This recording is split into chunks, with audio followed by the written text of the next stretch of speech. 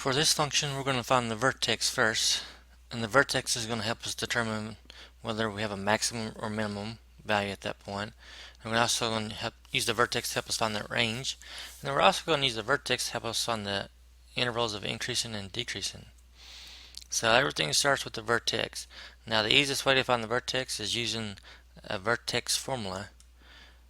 And the x value of the vertex, in fact, a lot of books use h for the x value, and that formula is negative b over 2a. And so all you do is substitute your a and your b into the formula. Now a is the number in front of x squared. If you don't see a number, it's always a 1. B is the number in front of the x, which is a negative 2. So that means I'm going to put the negative 2 in this parentheses and 1 in this parentheses. Then I'm going to simplify it. A negative negative is a positive 2. 2 times 1 is 2. So that means the x value of our vertex is 1. Now we need to find the y value. Law books use k. So to find the y value, or the k, what you basically are going to do is find f of 1. And to find that, I'm going to take the original function, and everywhere we have an x, I'm going to put a 1.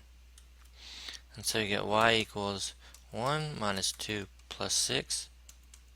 And 1 minus 2 is negative 1 plus 6 is 5.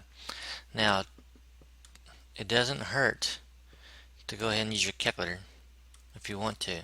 So I'm going to type this in as if I'm going to graph it. And it looks like that the vertex is 1 comma 5. Now what I can do is I can look at the table and see if there's any characteristics going on. You see that 1? See the y value? It just confirms that the y value is correct for x equals 1. If you notice, 6, 9, 14, 6, 9, 14, that kind of is a way to verify that 1 comma 5 is your vertex, because you get the same y values on the left side and the right side of that vertex, which makes sense. You can also do trace 1, enter. Sometimes it's a decimal that you can't see, so you can always use the trace feature. And then you can also do this. If you go to second trace, this is a minimum. A minimum looks like this, and a maximum looks like that. The reason why we know it's a minimum from the equation is because the a is a positive value. Anytime the a is a positive value, or the coefficient of x squared is positive, it's always a minimum. If it's a negative, then it's a maximum. You can go down to the minimum or just hit 3. You need to do left bound, right bound. So I just move it to the left and hit enter. And to the right, I can choose like 5. So you can move it, or you can just type in a number and hit enter. And then guess. You'll see something that looks like 1 comma 5. Anytime you see that kind of number, it actually is a 1. So there's all kinds of ways of looking at it. So that just confirms what we already know. The vertex is 1 comma 5. And I'm just going to look at this graph. I don't really care too much about the grid, the XY plane. The only thing I care about is this 1 comma 5. Now we can find out whether there is a maximum or minimum, and since we already said that it looks like a valley, that there's a minimum, the minimum value is y equals 5. It's always y value.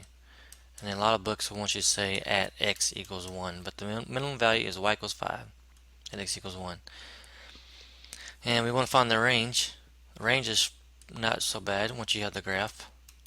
Range is the lowest y value, the highest y value. Once again, range is the y values. So, what's the lowest y value? Well, it's a 5. And what's the highest y value? Well, it goes forever up. So that's infinity.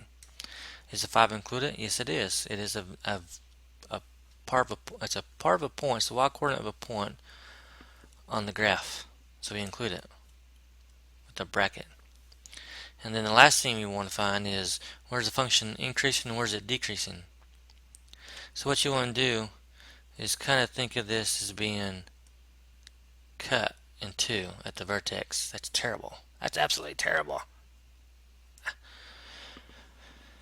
And so when we do the increase and decrease intervals, we don't look at the y value, we don't look at the x values. So increase and decrease is x values. Max and min are y values. Range is y values. So we're looking at the intervals for x. And if you look at it, it's coming from all the way from the left. It's coming from negative infinity. And from negative infinity to that x value, we cut it off at 1. So from negative infinity to, this is all big 1. From negative infinity to 1, the graph is going down. So that's a decrease. So it's decreasing from negative infinity to 1. Anytime you do intervals, increase and decrease, use parentheses no matter what. And then from 1 to positive infinity, it's going up. Always use parentheses. 1 to infinity. And that's it.